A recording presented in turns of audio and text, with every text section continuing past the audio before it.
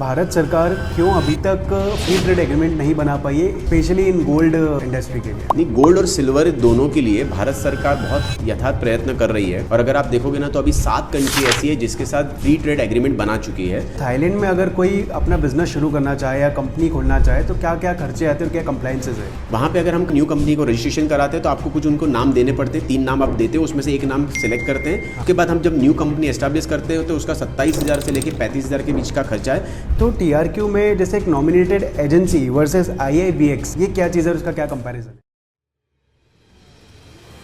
Sir, temple jewellery पे भी retailers बहुत ज़्यादा मार्जिन रखते हैं, ऐसा क्यों करते हैं? देखो, टेम्पल ज्वेलरी पे रिटेलर मार्जिन नहीं रखते हैं। टेम्पल ज्वेलरी बनने की कॉस्ट ही इतनी लग जाती है, हम रिटेलर पे इजीली ब्लेम कर देते हैं। रिटेलर देखो कमाने बैठा है, लूटने नहीं बैठा है। सही है। मैं आपको उसके भी 10 कारण बताता हूँ कि टेम्पल ज्वेलरी क्यों महंगी बिकती है। पहली बात, टेम्पल ज्वेलरी के लिए ऑक्सीडाइज यूज होता है, उसकी एक कॉस्ट लग जाती है। उसके बाद नकाशी जो उसके ऊपर वर्क होता है उसकी भी एक कॉस्ट लग जाती है, क्योंकि नकाशी कराने के लिए हम कारीगर से हैंडमेड काम करवाते हैं, तो उसकी डाई हो गया, या हम कह सकते हैं इसमें कभी कभी इलेक्ट्रोफॉर्मिंग भी यूज किया जाता है। जो इलेक्ट्रोफॉर्मिंग अपने आप में 10 से 12% में तो लैंडिंग कॉस्ट आती है, तो वो भी एक कॉस्ट एड हो जाती है। फिर उसके बाद पॉलिशिंग के लिए जब जाता है तो पॉलिशिंग में भी हमारा 1% के आसपास का कॉस्ट एड ऑन हो जाता है। फिर वापस वही बात है कि 1 किलो गोल्ड, अगर हम 1 किलो नकाशी वाला काम बनाते हैं तो कारीगर को करीबन 2.5 से 3 किलो देना पड़ता है, तब जाके कारीगर 1 किलो माल बना के देता है। तो 3 करोड़ के काम पे 1 करोड़ का बनवाई हुई तो 3 करोड़ का इन्वेस्टमेंट तो लग गया, तो उसका भी इंटरेस्ट को जुड़ जाता है। उसके बाद आप समझिए इसको बनाने में 10 से 15 दिन लग जाते हैं, तो 15 दिन तक हमारा पैसा ब्लॉक हो जाता है। जो भी इन्वेस्टमेंट हो रहा है वो ब्लॉक हो गया, क्योंकि कारीगर 15 दिन के पहले तो देना ही नहीं है, तो यहाँ पे भी इन्वेस्टमेंट कॉस्ट जुड़ जाती है। उसके बाद नकाशी वाले काम में ना स्टोन यूज होता है, तो स्टोन की भी कॉस्ट और स्टोन की जड़ाई करने की भी एक कॉस्ट, ये भी लगती है। फिर होलसेलर अपना एक मार्जिन रखेगा 1% का, वो भी एक कॉस्ट जुड़ेगी। और ये सब करने के बाद अगर रिटेलर 3% या 2% का अपना मार्जिन रख के अगर आपको बेच रहा है तो ये आपको लूट नहीं रहा है, ये आपको सर्व कर रहा है। सही बात। तो आप इसको ये मत बोलिए कि रिटेलर हमको बहुत ज्यादा मार्जिन रख के माल बेच रहे हैं, उसको आता ही उतने में है, वो 2 या 3% मार्जिन रख के आपको बेच देते हैं। सही है। सर, भारत सरकार क्यों अभी तक फ्री ट्रेड एग्रीमेंट नहीं बना पाई है, स्पेशली इन गोल्ड इंडस्ट्री के लिए? नहीं, गोल्ड और सिल्वर दोनों के लिए भारत सरकार बहुत यथार्थ प्रयत्न कर रही है।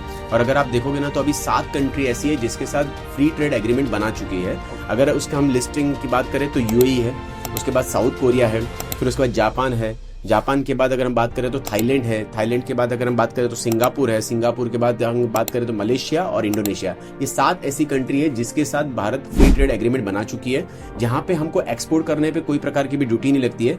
और रही बात गोल्ड की, तो जब हम गोल्ड को इंपोर्ट करते हैं तो यहाँ पे इन्होंने इंपोर्ट ड्यूटी पे भी कंसेशन दिया गया है, तो ये फ्री ट्रेड एग्रीमेंट के तहत यूज होता है। और अगर हम एक्सपोर्ट करते हैं तो एक्सपोर्ट पे तो कोई ड्यूटी गवर्नमेंट ले ही नहीं रही है। तो ये नॉलेज की कमी हो सकती है। अगर आप अपने नॉलेज को एनहेंस कर लूंगा, बढ़ा दोगे, तो अपने आप आपको बिजनेस के क्राइटेरिया खुल जाएंगे आपके लिए। Okay, got it. मतलब इसका मतलब है कि अगर कोई नया ज्वेलर मार्केट में आना चाहता है तो वो इन कंट्रीज से इंपोर्ट कर सकता है गोल्ड को? यस, 100% इन कंट्री से इंपोर्ट करना चाहिए।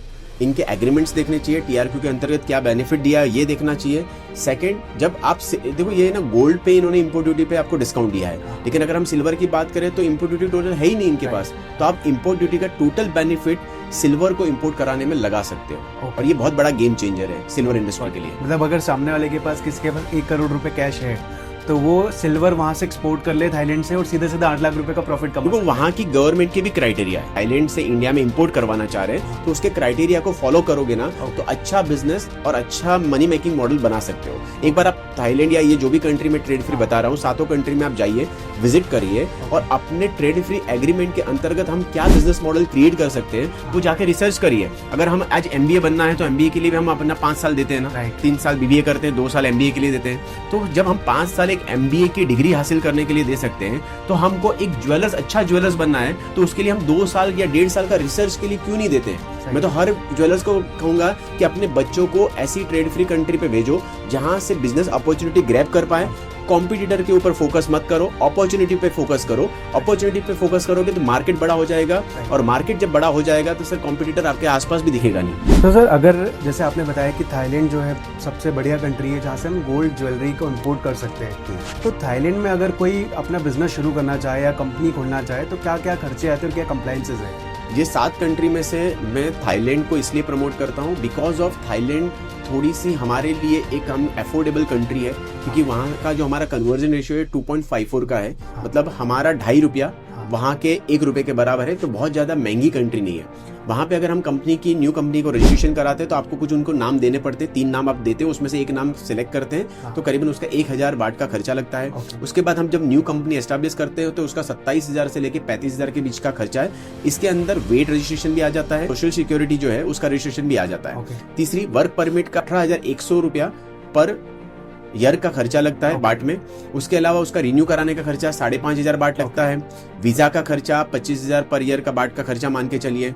सोशल वहाँ का ऐसा है कि जैसे हमारे यहाँ पे पीएफ और ईएसआईसी चलता है, वैसे वहाँ पे जब एक एनआरआई अपनी कंपनी खोलता है तो एक एनआरआई के पीछे, पर परमिट के पीछे आपको 4 थाई लोगों को आपको सैलरी देनी पड़ती है। तो उसके हिसाब से उसका वहाँ का जो पीएफ मतलब जिसको वो लोग सोशल कहते हैं, वो 1150 रुपया मल्टीप्लाई बाय 4 मतलब 4,600 रुपया आपको पर मंथ सोशल जमा कराना पड़ता है बाट में।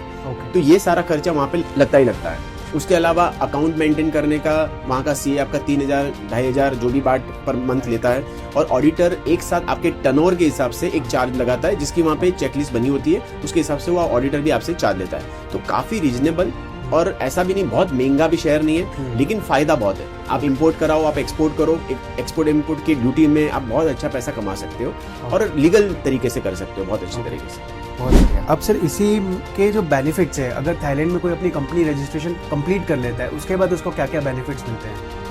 थाईलैंड में अगर आप अपनी कंपनी जब रजिस्ट्रेशन कर लेते हो तो वहाँ पे जैसे हमारे यहाँ पे इंडिया में फ्री ट्रेड जोन बना हुआ है, जिसको हम शिप्स कहते हैं, वहाँ पे भी फ्री ट्रेड जोन बना हुआ है। तो थाईलैंड में स्पेशली बैंकॉक में जेमोपोलिस करके एरिया है, वहाँ पे जब आप अपनी फैक्ट्री एस्टैब्लिश करते हो तो एक 150 से 200 स्क्वायर मीटर की आपको फैक्ट्री लेनी पड़ती है, मशीनरी बैठानी पड़ती है। जब भी आप कोई भी चीज़ वहाँ पे मैन्युफैक्चरिंग करते हो तो वहाँ का एक तो सिल्वर कॉस्ट बहुत कम है, उस सिल्वर कॉस्ट वहाँ पे मैन्युफैक्चरिंग कराइए। No doubt manufacturing cost high हो सकती है, लेकिन सिल्वर की एक्चुअल कॉस्ट तो काफ़ी कम है।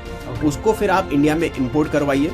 तो इंडिया जब उसको इंपोर्ट करती है तो इंपोर्ट ड्यूटी नहीं होने के कारण वहाँ पे काफ़ी सारा मार्जिन आपका बच सकता है। तो आप ये बिजनेस 100% स्टार्ट कर सकते हैं। थोड़ा स्ट्रगल है, थोड़ा सा मेंटोर की जरूरत पड़ेगी, कोच की जरूरत पड़ेगी, गाइडेंस की जरूरत पड़ेगी। तो अगर ऐसी कोई भी चीज की जरूरत है तो आप हमारी हेल्पलाइन नंबर पे कॉल कर सकते हैं, और जिसको भी अगर जरूरत है आप इंस्टा के मेरे कमेंट में अपना नाम और कंपनी की डिटेल लिख दीजिए, तो वहाँ पे हमारी टीम भी आपको सपोर्ट करेगी। सर TRQ जो है बहुत बड़ा एक हमारा टॉपिक रहा है और काफ़ी सारे लोगों के क्वेश्चंस भी रहे हैं। तो TRQ में जैसे एक नॉमिनेटेड एजेंसी वर्सेस IIBX, ये क्या चीज़ है और उसका क्या कंपैरिजन है?